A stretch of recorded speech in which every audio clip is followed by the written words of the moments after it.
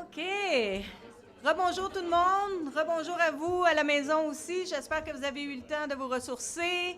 Nous en sommes déjà à notre 4e atelier et le dernier de la journée. Que le temps passe vite en bonne compagnie.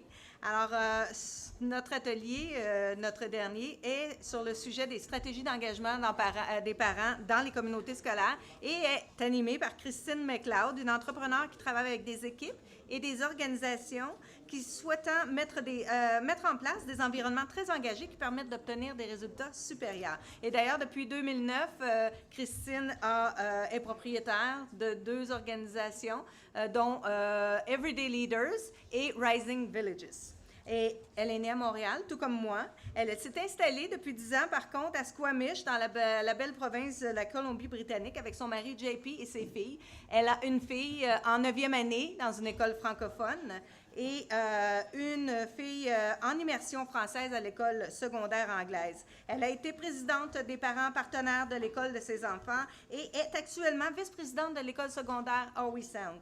Je ne sais même pas si je l'ai bien prononcé. Oui?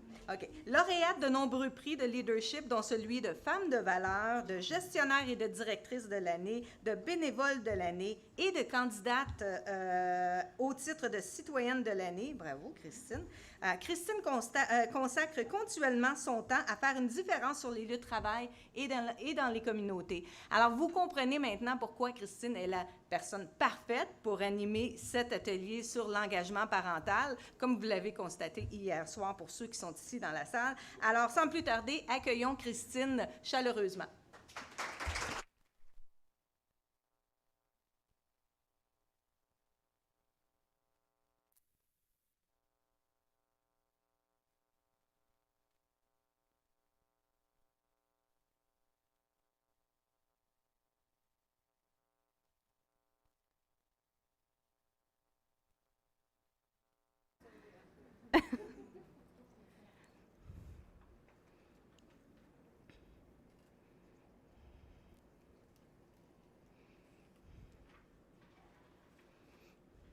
Parfait.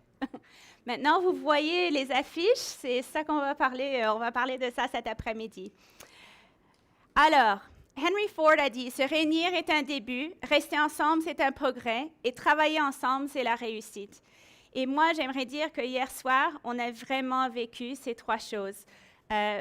J'ai vu avec ces 7 panélistes et dans toute la salle, un rassemblement, des coups de cœur, des racines qui poussaient un petit peu d'idées en commun. Et on a célébré aussi des centaines et des centaines d'heures de bénévolat. Donc, hier soir, c'est vraiment un privilège. Et merci pour la chanson, Julie, à la fin. Mon nom est Christine McLeod. Je vis, je travaille et je me divertis sur les territoires traditionnels et non cédés des Premières Nations Squamish, à Squamish, BC, entre Vancouver et Whistler. Moi, je me passionne d'aider les équipes, que ce soit les équipes dans les communautés, dans les écoles, dans les lieux de travail, de vraiment faire vivre leur vision. Et en travaillant avec cette équipe ici, je suis vraiment excitée de faire vivre une vision qui vraiment est à rehausser l'engagement des parents.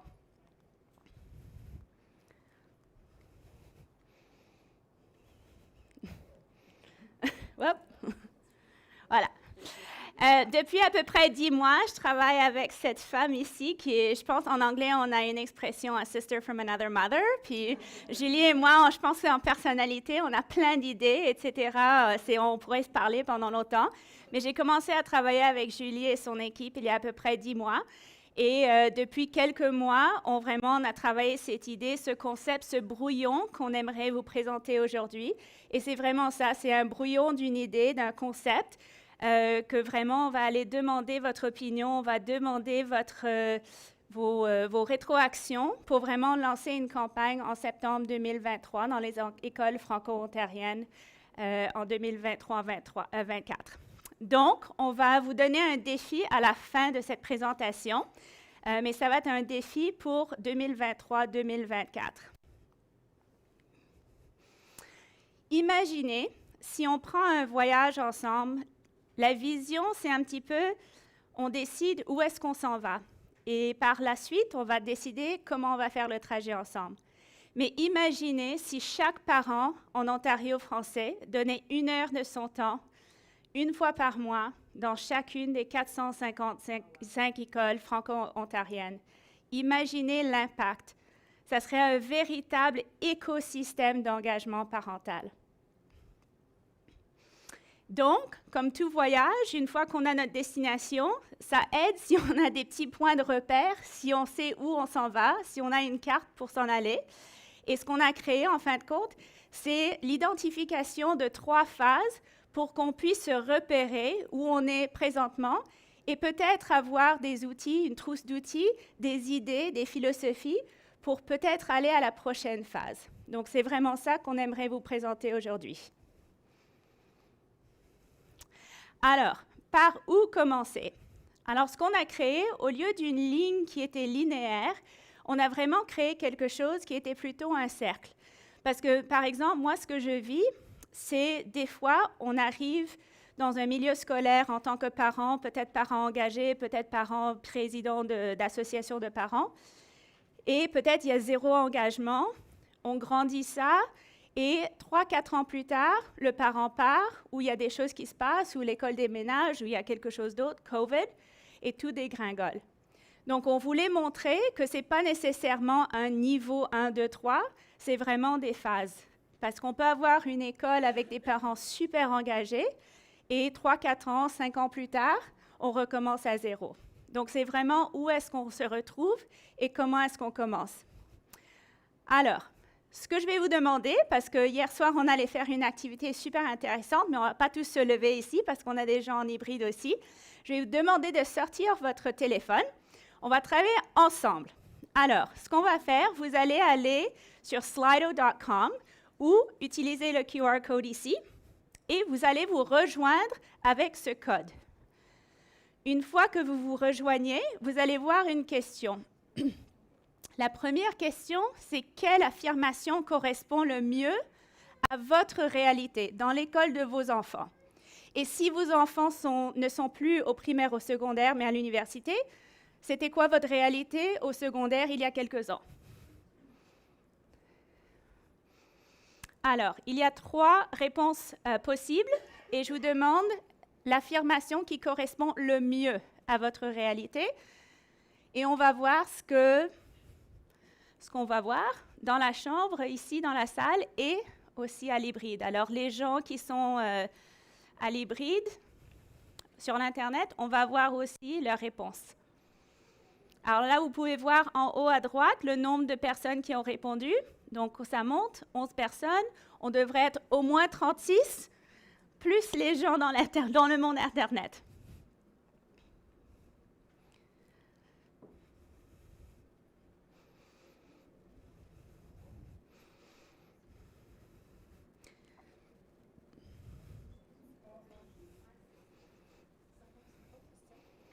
Ça ne fonctionne pas pour tout le monde?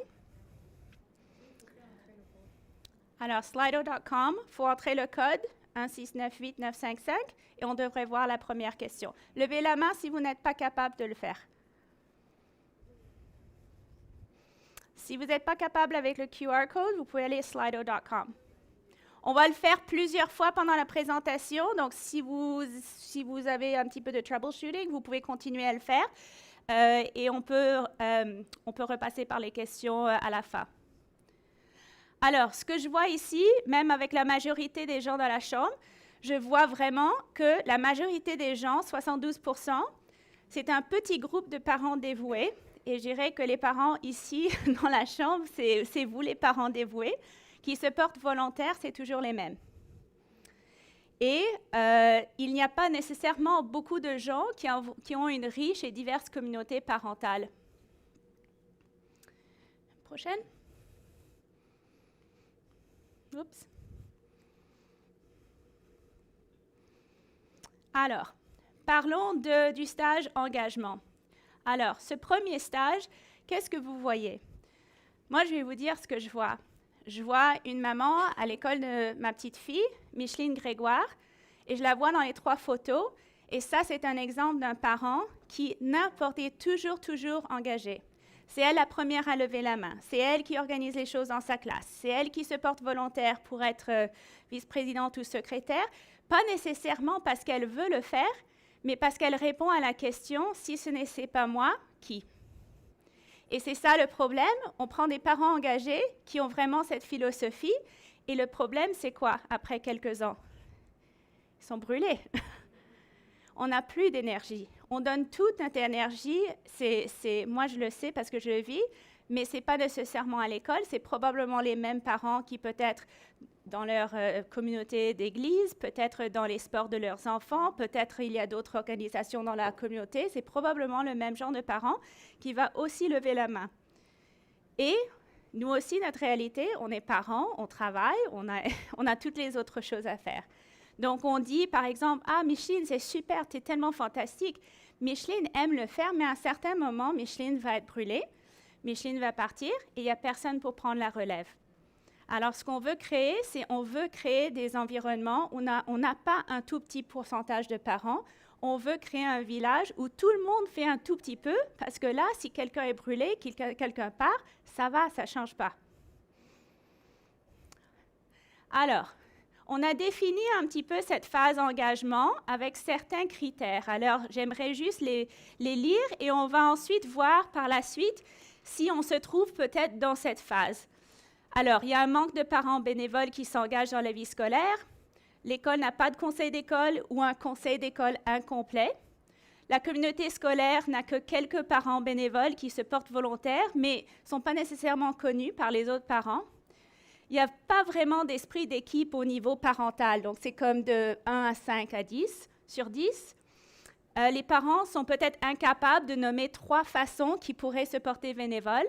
Il n'y a pas vraiment de stratégies de communication qui sont efficaces avec les parents ou peut-être inexistantes. Et il n'y a pas nécessairement des stratégies de mobilisation qui interpellent les parents. Alors, ce que je vous demanderais, c'est est-ce que vous vous identifiez, oui, non ou je ne sais pas, dans cette phase d'engagement dans votre école?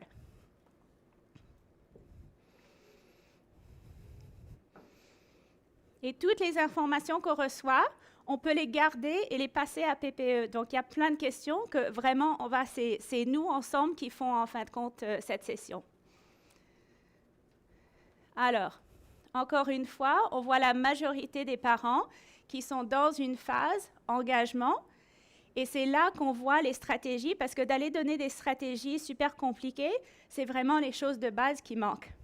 Alors, c'est ça, on va parler un petit peu de qu'est-ce qu'on peut faire si on se trouve dans cette phase d'engagement, parce que c'est possible que dans un autre conseil scolaire ou dans une autre école, on est à un niveau beaucoup plus élevé d'engagement. C'est correct, c'est là où on en est.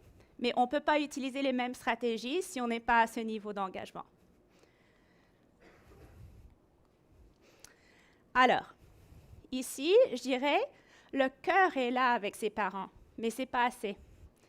Donc, ce n'est pas parce qu'on... C'est juste qu'il y a un petit pourcentage de parents qui ont un grand cœur. Et nous, ce qu'on veut, c'est on veut emballer plus de parents. On sait qu'ils ont le cœur, mais on doit trouver les façons de les engager. Alors, il y a plusieurs raisons pour que les parents ne s'engagent pas. On les connaît, mais j'en ai mis quelques-unes ici.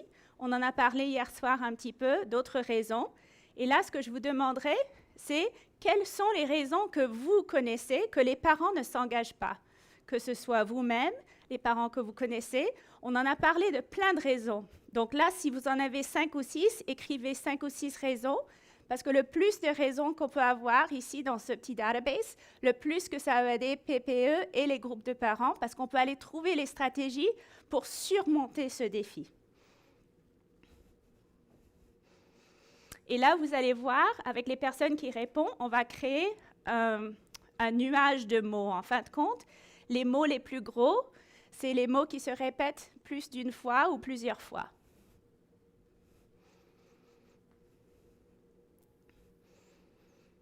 Je veux un énorme nuage, alors continuez.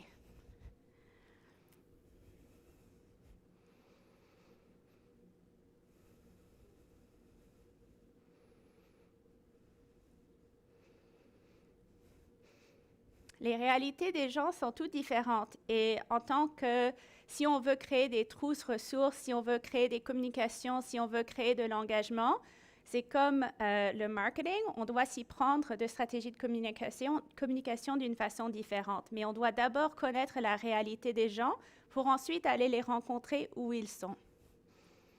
Alors, vous voyez, je ne sais pas si vous pouvez voir, mais la langue, leur horaire, ça va bien, pas besoin de moi à mon école, pas d'organisation,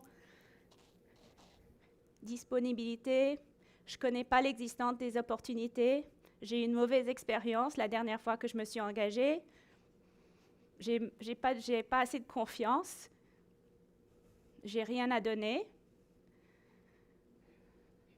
j'ai peur. Alors imaginez si vous avez un parent qui était assez courageux pour vous dire « j'ai un peu peur, je ne sais pas comment faire ». Et pour vous, ce n'est pas la réalité. Comment est-ce que vous alliez parler à ce parent?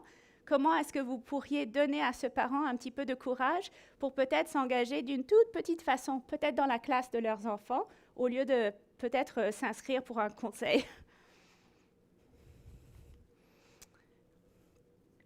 Alors, comment est-ce qu'on va créer? Si on a d'abord ce petit groupe de parents avec un grand cœur, mais vraiment ce qu'on veut faire, c'est on veut faire pousser des racines.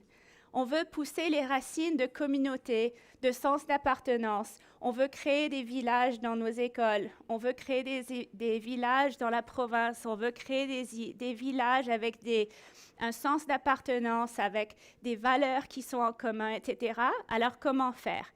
Alors, on en propose quelques différentes façons, mais en fin de compte, c'est vraiment l'idée de faire planter une petite graine.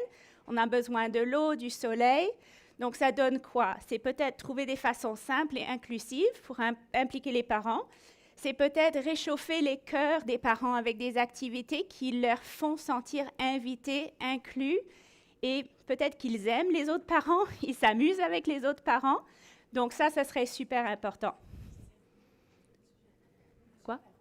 Oh, je m'excuse. Ici? Je m'excuse.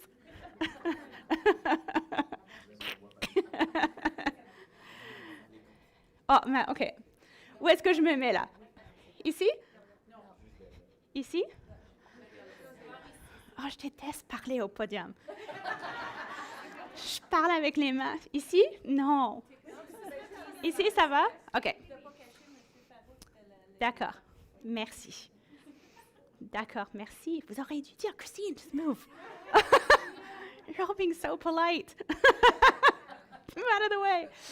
Alors, je vais vous donner quelques exemples et je dois dire, les exemples que je vous donne, c'est les exemples de mon conseil scolaire, de mon école avec mes enfants, petite école, les Aiglons francophones en Colombie-Britannique. Vous allez voir des photos, mais j'espère d'ici le mois de septembre, cette présentation va être pleine de photos que vous allez donner au PPE. Donc, je vous donne les photos pour de l'inspiration, mais ça va être vraiment important. C'est pour ça qu'on a pris les vidéos avec nos 7 panélistes, que le contenu, les expériences, etc., viennent de vos écoles et de vos parents. Donc, quelques exemples. Peut-être présenter un parent engagé par mois, comme un employé du mois, mais un parent du mois, dans des publications de l'école. Peut-être envoyer un courriel d'accueil aux nouvelles familles, peut-être de la direction d'école. Communiquer quelque chose aussi simple sur les médias sociaux ou, par exemple, par courriel. 10 façons simples de s'impliquer cette année. Communiquer par courriel avec les parents à chaque semaine. Donc, c'est quelque chose d'aussi simple qu'un message de la direction avec les activités qui se passent. Et peut-être un petit coin du conseil de l'école avec une activité, un mot inspirant, une photo, quelque chose comme ça. Ça pourrait être aussi des événements. Donc, à notre école, on lance par exemple l'année scolaire avec une soirée d'accueil, avec bien sûr de la nourriture, où tout le monde est invité et on s'amuse, mais c'est vraiment super relax. Mais c'est juste pour créer un sens d'appartenance et bien sûr, les enfants veulent venir, donc les parents vont venir. Donc là, peut-être on a une table avec des opportunités de bénévolat. On rencontre les enseignants parce que les enseignants sont là, on rencontre la direction et il y a des parents qui se sentent par la suite confortables sur le terrain de l'école. Sensibiliser les parents tant qu'aux compétences interculturelles. Ça pourrait être aussi lancer un défi spécifique. Devenez un de nos parents champions Et ça pourrait être aussi diffusé au début de l'année, une date, un document avec toutes les dates importantes, non seulement les congés fériés, etc., mais le concert de Noël ou la fête de l'Halloween. Et déjà, on l'a au début de l'année et on les met dans notre calendrier.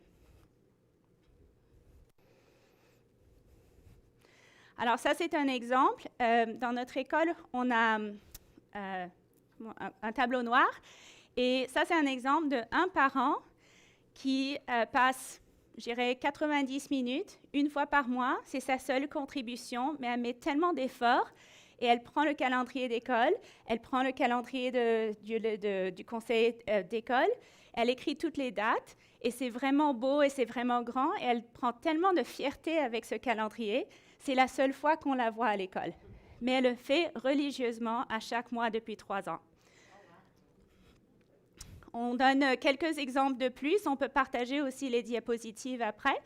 Mais c'est vraiment une façon d'aller chercher d'une façon de communication. On a un arbre, par exemple, on peut reconnaître les parents qui font du bénévolat. On met sur le même arbre peut-être les enfants qui font du bénévolat aussi. On a un groupe Facebook. Et quand on engage les parents sur notre groupe Facebook, parce que la plupart de nos familles sont exogames, le groupe Facebook est anglais-français. Quand on fait des réunions au niveau conseil d'école, s'il y a même une personne qui ne parle pas français, les réunions se font en anglais. Et la raison qu'on le fait, c'est parce qu'on trouve que, surtout les mamans, c'est un petit peu stéréotype, mais si la maman ne parle pas français, c'est très difficile que les parents, en général, de cette famille s'engagent dans l'école.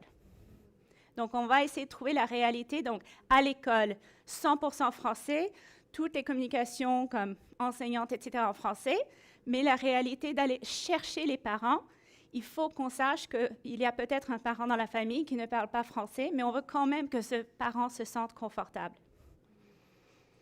Donc ça, c'est un peu des exemples. À droite, le calendrier d'événements. Donc vous voyez non seulement les journées de congés fériés, mais vous voyez aussi la fête de l'Halloween, la folie en rouge, etc. Et on le donne littéralement dans l'agenda la première semaine du mois de septembre.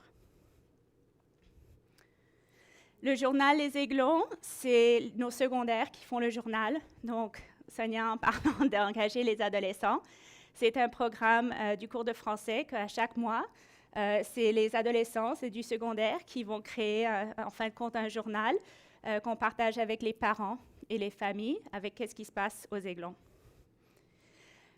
On monte aussi des soirées d'information pour la communauté, non seulement notre communauté, mais la communauté francophone et anglophone dans notre communauté, avec des sujets qui sont importants pour les parents. Et ce n'est pas nécessairement des soirées en français, mais c'est l'école Les Aiglons, c'est leur école francophone. C'est des soirées qui, ça leur donne un sens de connexion avec leur école. Même si une partie de la soirée, on peut faire les introductions en français, on peut montrer que c'est l'école Les Aiglons qui présente, par exemple, ce film ou cette discussion, mais ce n'est pas nécessairement toujours en français. On fait des événements pour engager les familles et des fois, c'est juste les parents. Donc, on a un parent qui est artiste, musicien. On a invité les parents pour faire une soirée, juste les parents pour s'amuser. On est une petite école de 130 élèves, mais quand même, c'est dans une petite communauté. Et on avait à peu près 50 parents de 130, donc je trouve que c'est vraiment une bonne moyenne. Pour sortir, juste pour s'amuser, prendre un verre ensemble. On rencontre des parents où au moins on connaît le visage. Les Pluchettes de blé d'Inde, ça fait 10 ans qu'on le fait. C'est la 3e semaine du mois de septembre. L'épicerie nous donne le blé d'Inde, nous donne les hot dogs. Et c'est littéralement, on a des énormes marmites. Et c'est aussi simple que les enfants mangent du maïs avec leur famille et des hot dogs. Et on se parle et on a de la musique. OK, j'ai thumbs up de Sonia, ça va. Le spectacle du temps des fêtes aussi, c'est super important. On invite non seulement les parents, mais on invite les grands-parents, les tantes, les cousins, etc. Et on chante des chants de Noël ensuite à la fin avec un chocolat chaud. Donc, c'est les petites opportunités qu'on a pour créer de la communauté. Une autre façon, nous, on a vraiment du mal, je ne sais pas si c'est pareil en Ontario, mais on a du mal, même dans une école francophone, qu'à la récréation, les enfants se parlent en anglais. et peut-être à la maison, ils se parlent en anglais. Alors, nos associations de parents ont créé des opportunités. Par exemple, au mois de janvier, ça fait 4 ans qu'on le fait. On l'appelle la guerre des tucs. Qui a vu le film La guerre des tucs? On joue un petit peu un concours. On fait la guerre des tucs. On l'adapte avec notre école. Et on crée une carte bingo que les enfants ramènent à la maison avec des activités pour parler français avec leurs parents, pour créer un sens d'appartenance. Donc, ça pourrait être aussi simple de faire un appel Zoom avec un grand-parent francophone. Ça pourrait être de faire un plat francophone. Ça pourrait être n'importe quoi. Les enfants sont tellement excités, mais ça fait participer les parents. Et une fois terminé, chaque division, donc M1, 2, etc., ils avaient un but pour parler français. Donc, ça pourrait être, ce mois-ci, on veut parler 950 heures de français. Ils ont plein de défis. Et les divisions qui ont atteint leur but en premier, on leur a acheté des tucs. Donc, chaque division avait des tucs d'une couleur différente avec le logo de l'école. Mais le truc, c'est que les enfants, bien sûr, les petits, voulaient avoir leur tuc, mais même les grands aussi, les adolescents aussi. Et ce qui arrive, c'est après le mois de janvier, on a 130 élèves qui sont dans la communauté en portant leur tuc fièrement avec École Les Aiglons. Alors, ça donne vraiment des opportunités. Ça, le prix à la fin, on voit les petits avec leur tuc, c'est 2 divisions différentes. Et les 2 divisions gagnantes, on est allé voir le film La guerre des tucs dans la communauté et on a invité les parents qui étaient les parents de classe de cette division pour venir avec nous. Alors, c'est à vous. Quelles idées est-ce que vous avez pour planter les racines de communauté parents ou quelle façon le faites-vous déjà à votre école? Donc, quand on se partage les idées, c'est un document qu'on peut partager avec tous les conseils scolaires, avec toutes les écoles. Donc, j'aimerais voir les idées que vous avez ou les idées que vous vivez à votre école pour ce genre de choses, de faire pousser les racines.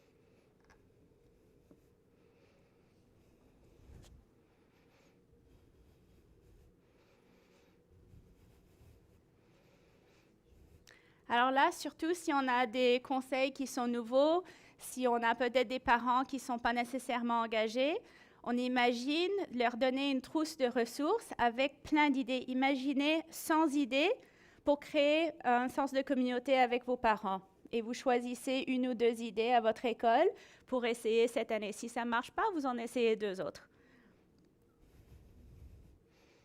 Alors ici, je ne peux pas toutes les montrer. Alors quand vous écrivez, vous pouvez voir les idées qui passent ici. Mais vous voyez, vous en avez vécu.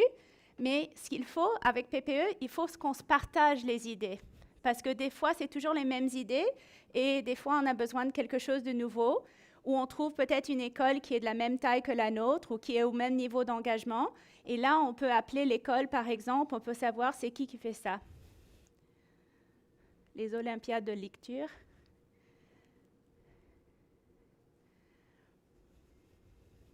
Les opportunités de rencontre de parents, ça c'était quelque chose d'autre qu'on avait fait.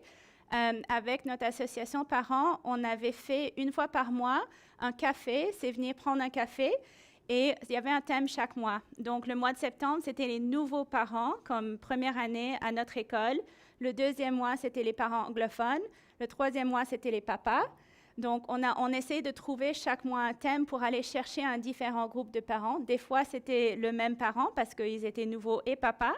Mais on faisait une activité, par exemple, c'est pas pour faire des stéréotypes, mais par exemple, pour le café avec les papas, on leur a donné un café Tim Hortons, mais on les a fait travailler dans la forêt, on ratissait, on bricolait, on faisait des choses parce que c'était pas nécessairement propice de s'asseoir dans un cercle et de se rencontrer. On a fait ça une matinée de travail. OK, je vais continuer, mais continuez parce que vous avez le temps de mettre plein d'idées, même si je continue ici. Alors, une fois qu'on plante une fois qu'on fait pousser nos racines, on les arrose, on a du soleil, on crée ce sens d'appartenance, maintenant, c'est le temps vraiment de faire pousser les feuilles. C'est le temps de vraiment aller faire pousser notre forêt d'engagement. Alors, on va parler un petit peu de cette phase de croissance. Alors là, la phase croissance, c'est, on a quand même un petit peu, on fait des pas à l'avance. On a peut-être un conseil d'école, mais peut-être les réunions sont annulées parce qu'il y a un manque de participation. Peut-être les parents peuvent identifier quelques parents bénévoles, et ceux-ci sont toujours les mêmes, mais il y en a quand même au moins qu'on peut commencer à identifier. On peut peut-être commencer à nommer des façons qu'on peut s'impliquer nous-mêmes. Il y a un niveau d'esprit d'équipe ou sens d'appartenance qui est un petit peu plus élevé. Les communications à l'intérieur de la communauté scolaire sont peut-être sporadiques, mais au moins il y en a.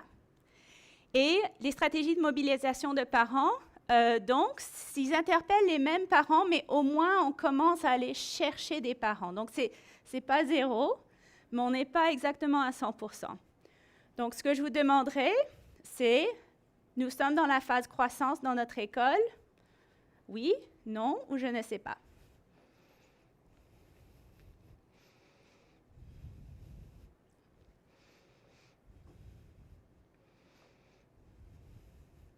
Et la seule chose, je vais vous demander une troisième fois, on ne peut pas dire oui 3 fois.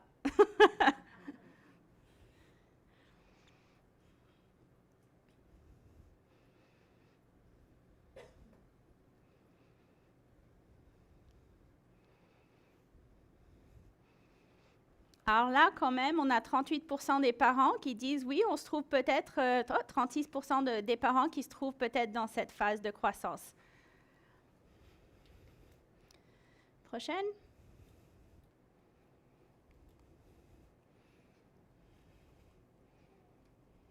OK. Alors là, ce qu'on trouve pendant cette phase, ça prend tous ces petits gestes, toutes ces petites expériences pour créer, tout à coup, c'est plus le fun d'être dans une réunion et il n'y a pas juste les mêmes 3 parents. On est peut-être une dizaine de parents. Peut-être il y a 1 ou 2 parents différents qu'on n'a pas vu le mois passé.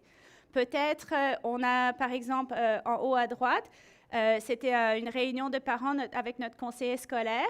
Et c'était à la fin de la journée, et les parents qui venaient chercher leurs enfants, ils ont décidé, oh, ben moi, je vais arrêter, je vais poser des questions aussi. On amène des nouveaux parents et on agrandit, en fin de compte, nos cercles. C'est sûr que durant COVID, on avait nos réunions de parents sur Zoom, mais maintenant, ce qu'on a décidé de faire, c'est à chaque 2 réunions, on les fait par Zoom. Donc, une en personne, la prochaine en Zoom, et ce qu'on voit, c'est qu'on a des parents différents. On a toujours les mêmes, mais on a des parents sur Zoom qu'on n'avait pas en présentiel. Et là, on essaie de trouver des façons d'aller chercher des parents que peut-être leur premier point de bénévolat, leur premier point de contact, c'est peut-être une activité et par la suite, ils se sentent un petit peu plus confortables, ils ont moins peur. Et là, on continue de les inviter à des expériences différentes. Donc, je vais vous donner quelques exemples. Avant que l'école commence, la dernière semaine du mois d'août, parce que nous, on commence le 4 septembre, autour du 4 septembre, on invite toutes les familles à venir faire une journée de jardinage, parce que nous, on a une petite école et une forêt autour, et on invite toutes les familles. Donc, à la fin de l'été, les parents sont complètement like they're fried.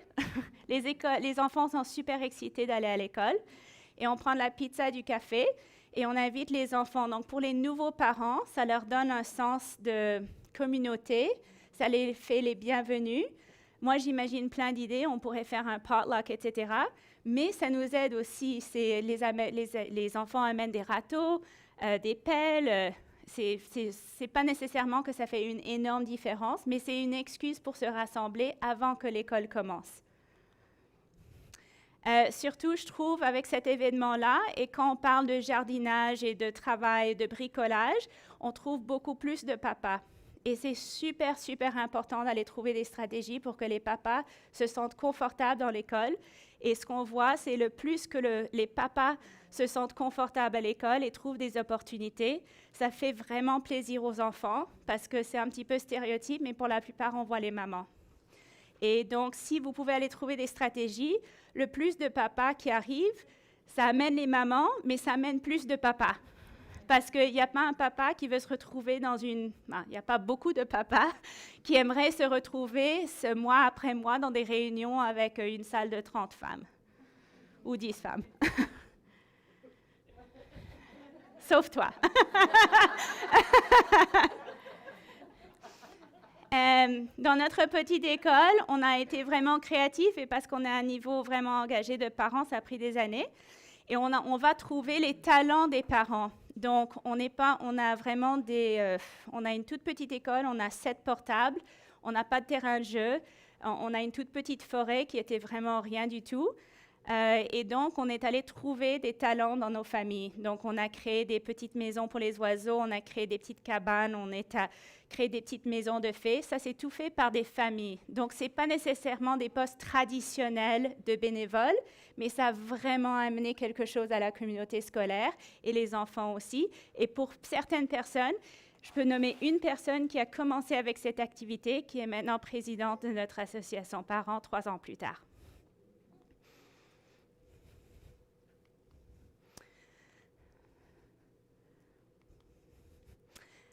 Ça, c'est une danse communautaire qu'on lance, la Folie en Rouge, au mois de février. C'est une danse, on est seulement 130, c'est pour les 4, 5, 6e années.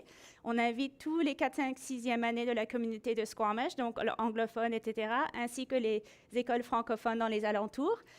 Et on demande aux papas de nous aider, pas nécessairement pour la décoration, mais par exemple les talents d'électriciens, de construction, c'est eux qui ont fait ce plancher de danse. Donc ça a pris un parent ou 2 parents, je pense à peu près 30 ou 40 heures, mais c'était pour leur contribution à l'école. Et ce n'est pas nécessairement de la façon traditionnelle de faire du bénévolat, mais on l'utilise depuis 6 ou 7 ans. Ça, c'est une initiative, une toute petite initiative qu'on a fait, mais c'était en approchant les enseignantes et les enseignants. Et ce qu'on a dit, c'est on a des parents qui ne veulent pas se porter bénévoles pour des positions parce qu'ils n'ont pas le temps, mais ils ont 15 minutes ici, 1 heure ici, ils peuvent faire quelque chose à la maison. Donc, on a demandé aux enseignants de mettre sur des petits post-it notes, et c'était juste à côté du bureau, à l'intérieur de l'école, une tâche qui prendrait à peu près 1 heure.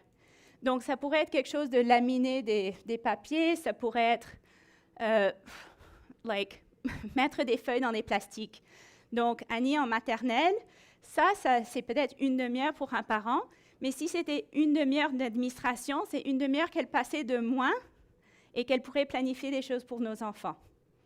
Alors, ce qu'on trouvait, c'est quand c'était à l'intérieur de l'école, ça faisait rentrer les parents qui savaient que c'était là. Ils allaient choisir une tâche, ils ramenaient le morceau de papier et quand ils avaient fini la tâche, ils communiquaient avec l'enseignante et ça les attirait. Donc, c'est comme 1 heure de bénévolat. Mais on a fait un but d'avoir 1200 heures de bénévolat cette année et on l'a presque achevé. On a aussi vraiment essayé de mettre un visage avec les postes de bénévolat. Donc, on a parlé beaucoup des postes de bénévolat comme plutôt officiels, mais ici, c'est le jaune là, c'est épluchette de blé d'Inde. On a besoin de 2 papas, on a demandé 2 papas pour faire cuire le maïs. Mais on a mis leur visage sur l'affiche au début de l'année, que c'est les parents responsables de l'épluchette de blé d'Inde. Et ça fait à peu près 5 ou 6 ans que c'est les mêmes 2 papas qui le font. C'est leur truc.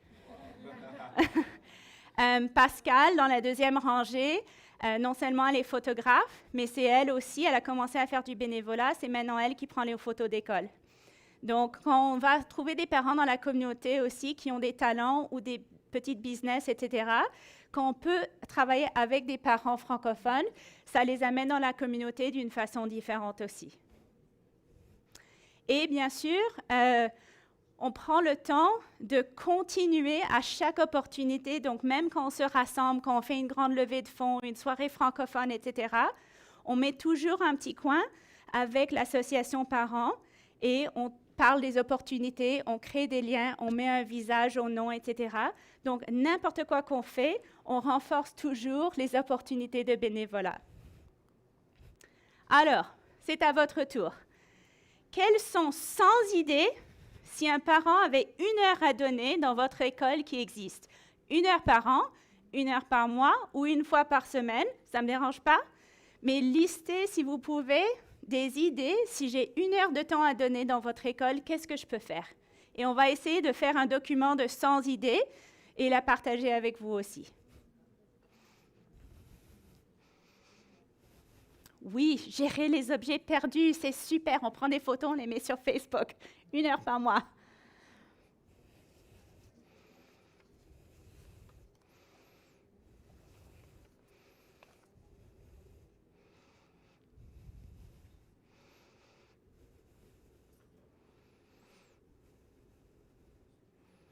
Parler de son métier à l'école, ça serait tellement fantastique de venir pour des journées de carrière qu'on utilise premièrement nos parents francophones de notre école et on fait l'appel d'abord dans notre communauté scolaire avant d'inviter des métiers dans la communauté qui sont anglophones. Montrer aux élèves une recette traditionnelle, ça c'est des bonnes idées.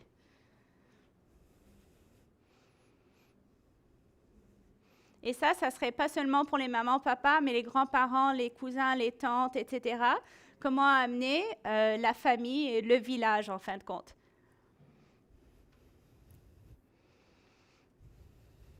Il y a 15 personnes qui écrivent quelque chose, donc si on veut arriver à 100 idées, ça veut dire que les 15 personnes, ils vont travailler fort. Donc, je vous encourage, les 36 dans la salle, de mettre au moins une idée, parce que là, on va arriver à 100 idées beaucoup plus rapidement.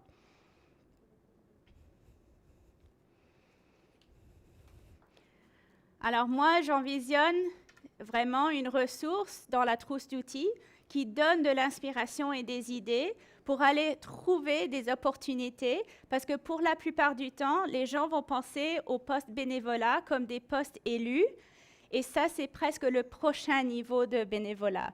Quand on va aller chercher les bénévoles au début pour un plus large village, il faut commencer avec ces petites tâches qui ne se sentent pas comme c'est vraiment quelque chose d'énorme qui va prendre beaucoup, beaucoup de temps.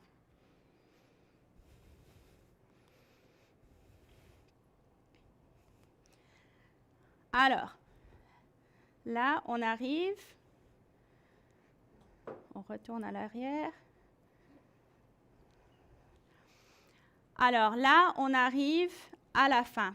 On arrive à un stage où vraiment c'est un stage abondance. On a une forêt, on a une culture d'appartenance, une culture de bénévolat, on a un village dans nos écoles et c'est possible que ça ne sera pas l'année prochaine. Peut-être c'est une vision de 5 ans en Ontario, je ne sais pas. Mais parlons un petit peu de ce que ça a l'air. Quand on a une forêt, imaginez si chaque école dans la province, 455 écoles, imaginez si on pourrait créer une forêt, une culture de bénévolat, une culture d'appartenance et de village dans la province d'Ontario et aussi en Colombie-Britannique, parce qu'on fait un petit peu un projet similaire en Colombie-Britannique. Alors, moi, je peux dire, dans notre petite école, on est arrivé à ce stage et c'est vraiment un stage amusant parce que là, on peut faire des choses qui sont vraiment plus intéressantes, plus grandes, parce que les choses de jour à jour sont complètement gérées. C'est facile, on ne doit plus y penser. Et maintenant, on a les ressources, on a l'intérêt et l'enthousiasme pour vraiment aller entamer des gros projets.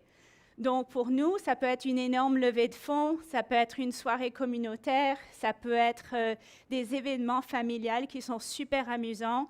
Ça peut être le fait que quand on a des élections pour notre réunion, notre AGM, on a 3, 4, 5 candidats pour chaque position au lieu de même pas un candidat.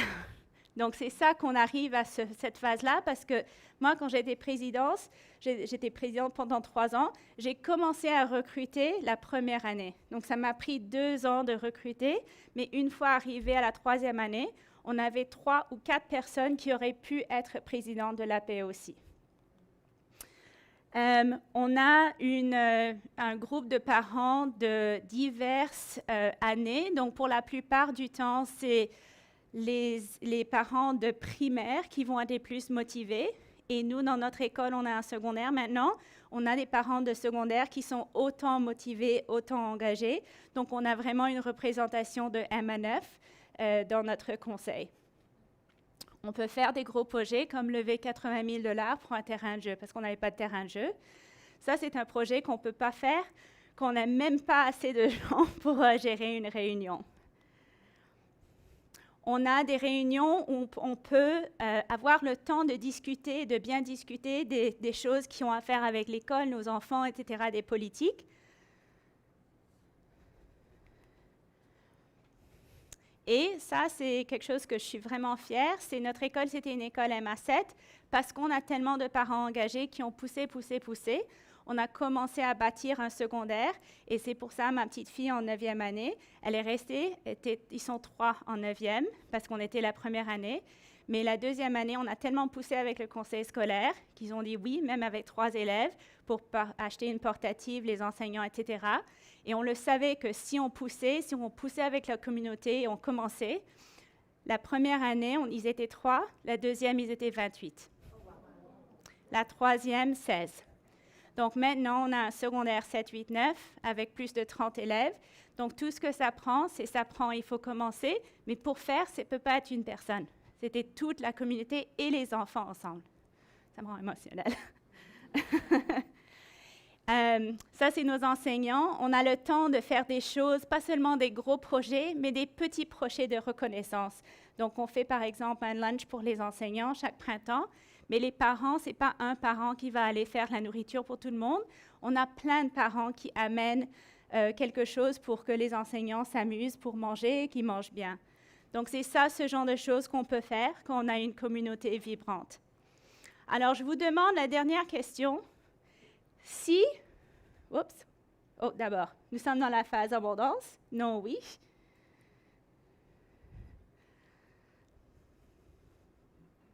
« 100%. » Moi, je vais dire non, parce que j'ai vu beaucoup de oui dans les deux autres phases, mais c'est la vision, si on veut y aller.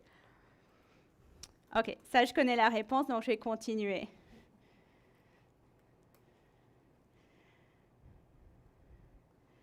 Alors, la dernière question que j'avais, c'est la prochaine question sur Slido.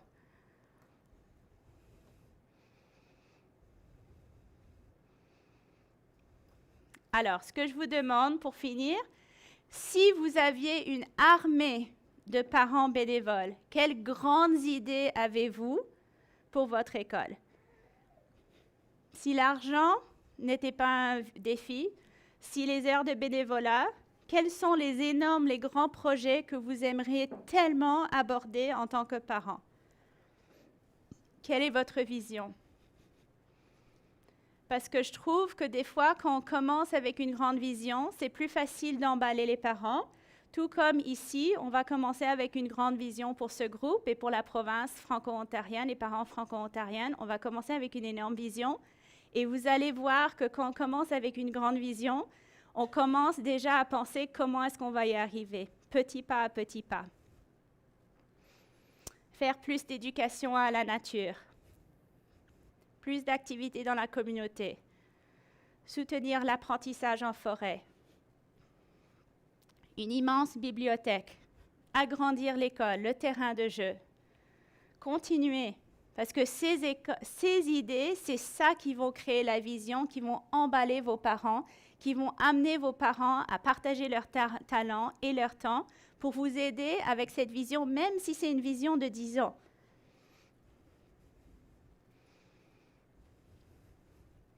Je vais vous laisser continuer avec vos grosses idées pendant quelques minutes.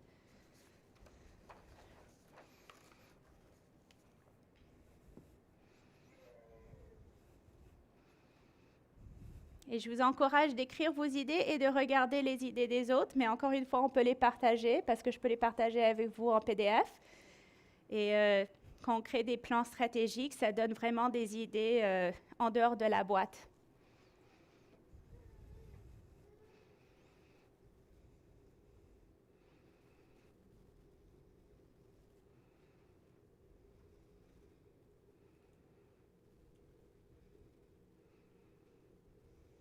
Oui, un voyage immersif, ça c'est un bon exemple. c'est d'aller chercher des voyages, des échanges, comme des cultures différentes. Peut-être c'est quelque chose qu'on fait. Je connais une école anglophone à Squamish qu'en 7e année, ils font un tout petit voyage. Arrivé en 12e année, ils font un voyage de 2 semaines, bénévolat, par exemple, au Pérou. Donc, nous, on pourrait faire la même chose, mais petit à petit, ça pourrait être un échange dans une autre école franco-ontarienne, ça pourrait être un voyage dans une autre province. Peut-être vous venez tous à Squamish, je ne sais pas, on fait un échange avec vous. Avoir des cours de conduite intégrés à l'école, ça, c'est une bonne idée. Apprentissage d'une 3e langue. Super. Alors, continuez. Et on va terminer, je vais vous lancer un défi. Alors, j'ai commencé par parler de se réunir, c'est un début, de rester ensemble, c'est un progrès, et de travailler ensemble. Je sais que ce groupe ici, j'espère que vous avez bien travaillé ensemble depuis 2 jours, mais j'espère que vous continuerez de travailler ensemble et de partager les ressources entre vous pour par la suite pouvoir travailler ensemble avec vos écoles et vos parents dans les écoles. Alors, la vision qu'on avait partagée, imaginez si chaque parent dans nos 455 écoles, ça fait 115 000 élèves, 115 000 élèves, 112, 115 000 élèves et leurs parents donnaient 1 heure de leur temps. Imaginez. Alors, le défi qu'on vous lance ou qu'on aimerait lancer en 2023-2024, c'est 2023 ou 2024 heures de bénévolat par conseil scolaire ou un défi même plus grand par école. Alors moi, par exemple, ma petite école de 130, c'est pas beaucoup. Ça fait 100% des parents qui donnent 0,75 d'une heure. Ou ça fait 50% des parents qui donnent 2 heures. Ou ça fait 20% des parents qui donnent 4 heures. J'invente, mais vous voyez. Donc le nombre est vraiment pas difficile parce que je pense ici à des écoles qui 500, 600, 700 élèves avec 2 parents, peut-être des grands-parents. Donc, ce n'est pas d'aller chercher 100% de vos parents, mais si 10% de vos parents contribuaient 1 heure par mois, des fois, quand on a des buts qui sont concrets, ça nous aide à mesurer comment est-ce qu'on atteint nos buts. Alors, j'ai fait un petit peu de maths, mais 450 écoles, 10 mois, ça ferait à peu près 920 000 heures de bénévolat. Si on prenait est-ce que minimum wage, c'est le 16,55 en Ontario? J'ai raison? Oui? OK, en octobre. OK. À 16,55 $ parce que des fois, on oublie qu'1 heure de mon temps, ça vaut quelque chose. Donc, si on prenait même au minimum 16,55 $ de l'heure, ça ferait un énorme nombre. Imaginez si vous avez ça dans votre budget scolaire. Mais ce n'est pas des heures qu'on compte parce que c'est du bénévolat. Mais il faut compter ça avec des chiffres parce que c'est impressionnant. Si vous alliez engager quelqu'un ou une consultante ou quelqu'un pour faire du jardinage ou quelque chose, ça va être beaucoup plus que 16,55 par l'heure. Alors, c'est juste pour vous montrer que ce n'est pas juste des mots, ça donne quelque chose de concret dans vos écoles. Alors, ce qu'on vous laisse, est-ce qu'on a la petite boîte? J'aimerais montrer, je pense que Georgette, la boîte était là. Julie, tu peux m'en passer une? On a un petit cadeau pour vous et on a un petit arbre, je ne sais pas comment on dit un sapling en français, mais c'est pour ramener à votre école. Et c'est à vous de planter l'arbre et c'est à vous de décider si vous voulez le faire avec une petite cérémonie ou peut-être un cercle d'échange, ou peut-être une session où vous allez demander du feedback. Peut-être c'est quelque chose que vous faites avec les étudiants, mais avec la permission de la direction, j'aimerais vraiment que vous plantez chacun de vous un petit arbre à votre école quelque part et vous expliquez aux enfants et aux familles qu'est-ce que vous faites et vous voyez cet arbre grandir. C'est un petit peu le métaphore qu'on essaie de faire grandir une forêt en Colombie-Britannique. En Ontario. On peut le faire aussi en Colombie-Britannique. Alors, vous êtes tellement bien soutenus avec votre équipe PPE. Ça, c'est les 3 personnes avec qui j'ai travaillé ce projet.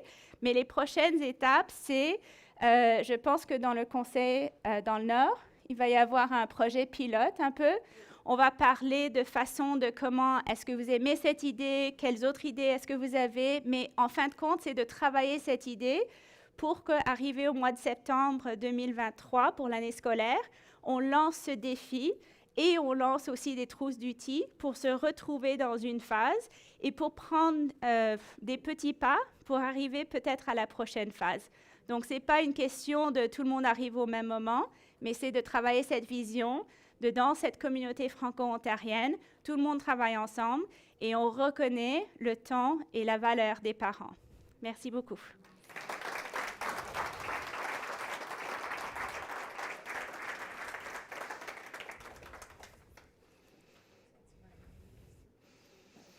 Oui. Bon, ben, on en est au moment des questions. Alors, tellement un sujet intéressant, je suis sûre qu'il y a des gens qui ont des questions. Oui, il y en a au clavardoir. OK, alors Myrfat, s'il vous plaît. Oui, alors j'ai 2 questions dans le clavardoir. La première, c'est vraiment comment garder les parents engagés de façon continue au sein de leur conseil d'école. Je vais répondre ici parce que j'ai enlevé mon micro. Pas de problème. Le truc, c'est qu'il y a des choses qui se passent dans notre vie. On a comme des périodes, c'est comme des vagues. On a plus de temps, on a moins de temps. Il y a peut-être quelque chose qui se passe difficile dans notre famille. Et c'est comme des vagues. Mais en général, il faut trouver de diverses façons de rassembler les parents. Donc, ça peut pas être toujours la même façon. Donc, peut-être je suis sur le conseil pendant 2 ans, mais j'ai vraiment pas la capacité d'être sur le conseil pour une 3e année. J'ai même pas la capacité d'être dans une réunion. Mais je vais arriver à la soirée parentale le 27 septembre pour m'amuser avec les autres parents. Et là, peut-être je vais avoir une conversation avec une enseignante ou un autre parent et ça va m'attirer à peut-être contribuer quelque chose d'autre. Donc, je dirais, c'est pas possible d'être 100% branché tout le temps. Même moi, je suis pas capable. Donc, c'est d'essayer d'aller trouver, comme les vagues, d'être sûr qu'on les perd pas pour toujours et de trouver des façons pour les ramener. Merci. Sonia. Je vais juste... Oh, pardon. Excusez-moi. Juste avec la deuxième question, c'est quelle est la procédure pour accéder au bénévolat dans les écoles? Donc, quels sont les formulaires et la procédure un peu plus officielle? Très, très bonne question. Moi, je dirais la première étape qu'on peut faire, je ne sais pas si c'est la même chose en Ontario, mais en Colombie-Britannique, je dis à tous les parents de faire un criminal record check for working with vulnerable youth au début de l'année. Et même si vous n'avez pas de poste bénévolat, si on commence déjà avec ça, comme ça on sait qu'on l'a, c'est juste une question, je commencerai par l'enseignante ou l'enseignant. Et la deuxième, j'irai voir sur le site web, la plupart des écoles ont leur conseil scolaire, leur conseil d'école, les membres avec des courriels. D'envoyer un courriel, j'ai 2 heures à donner, qu'est-ce que je peux faire? S'il n'y a pas de réponse, vous pouvez aussi essayer la direction de l'école ou la secrétaire ou le secrétaire de l'école. Donc, la première chose, je dirais à tout le monde d'aller chercher leur criminal record check et par la suite, juste de poser la question, comment est-ce que je peux aider? Si tout le monde dit non merci, au moins on a demandé.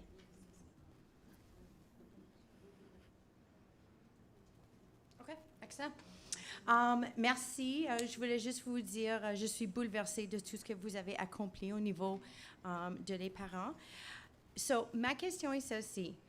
Étant donné que école secondaire, nous avons également besoin de aussi d'appui de nos parents. En tant que présidente de notre conseil, ça fait 3 ans maintenant, c'est le même défi. J'ai fait la page Facebook, j'ai fait les dépliants, j'ai essayé de tirer des parents de tous côtés, mais nous n'avons pas le droit d'avoir accès aux adresses courriel aux parents. Je n'ai pas le droit d'avoir accès à n'importe quelle information.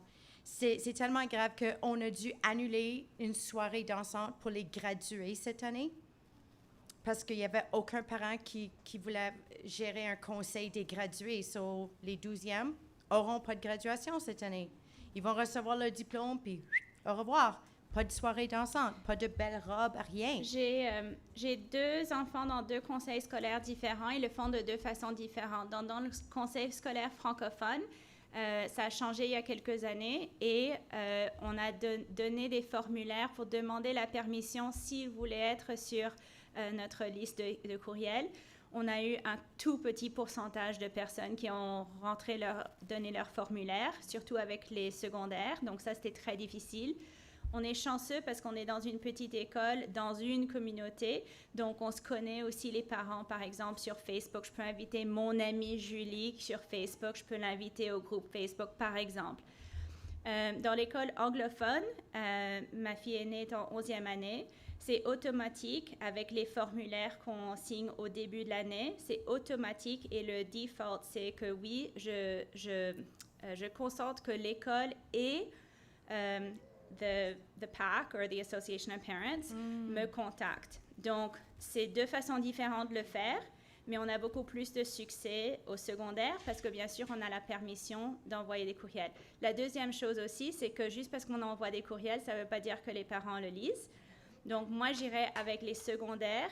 Il faut vraiment travailler avec les enseignants et les enseignantes et les adjointes et les gens qui travaillent avec ce groupe et d'emballer les adolescents eux-mêmes, parce qu'on peut aller leur parler dans la classe, on peut aller parler aux enseignants, on peut emballer les enseignants, parce que quand ton adolescent revient et montre un petit peu d'intérêt avec quelque chose en tant que parent, tu vas absolument l'appuyer. Mais c'est beaucoup plus difficile avec les adolescents parce qu'on a cette idée que nos enfants arrivés à 13-14 ans sont indépendants, ils n'ont plus besoin de nous. Et moi, en tant que maman d'adolescente de 2, j'irais, si je pourrais refaire les choses, c'est nos adolescents qui ont besoin de nous, mais d'une différente façon. Oui. Et ils disent, je ne veux pas que tu sois dans l'école, je ne veux pas que tu accompagnes, mais il faut, en tant que parent, trouver des opportunités pour s'intégrer à l'école. Parce que je vous dis, le plus que je le fais, le plus que je connais les amis de mes enfants, le plus qu'ils sont confortables avec moi. Quand ils viennent chez nous, ils sont pareils qu'ils sont à l'école. Moi, je suis invisible. C'est ça qu'on veut. Merci.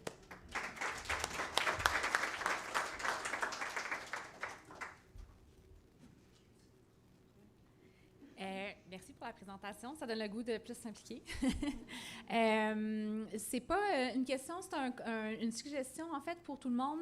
À l'école de mes filles, c'est une école alternative qui présume que les parents s'impliquent beaucoup. Puis, il y a une maman qui avait parti un comité pour faire du mentorat de nouvelles familles pour leur montrer plein de façons de s'impliquer, pour montrer comment l'école fonctionne. Puis ça avait eu un impact phénoménal. Là. Il y avait eu beaucoup plus d'implications, beaucoup plus de parents présents. Donc, de jumeler des anciennes familles avec des nouvelles familles, tout simplement. Moi, je vous dirais que, en tant que présidente, pendant plusieurs années, et même quand je fais des choses dans la communauté, quand on lance une demande, on a besoin des bénévolats pour la danse des secondaires. Personne ne lève la main. Mais si je vais voir Sonia, parce que je la connais, j'ai dit, Sonia, j'ai besoin de 2 heures de ton temps, j'ai besoin de déballer des boîtes samedi à 10 heures, est-ce que tu es capable? Non, je ne suis pas capable, mais je peux le faire dimanche. Pas de problème, on va le faire ensemble. Le plus que vous allez voir, et des fois en tant que leader, on ne se sent pas confortable, mais je vous dis que si vous allez voir un parent en particulier avec une tâche, ils vont trouver des façons de le faire parce que c'est vous qui leur demandez. Au lieu de faire des grandes demandes, et les gens vont dire, moi, j'ai pas le temps, mais quelqu'un va le faire.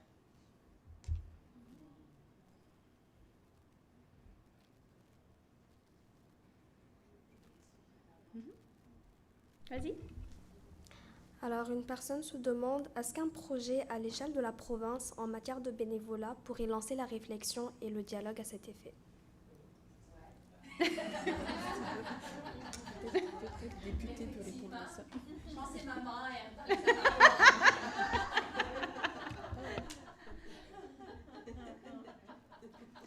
Je vous souhaite la bonne chance. Vous êtes un groupe de parents fantastiques. Je suis complètement éblouie de savoir qu'il y a 455 écoles franco-ontariennes. On est 48 en Colombie-Britannique et les problèmes sont les mêmes.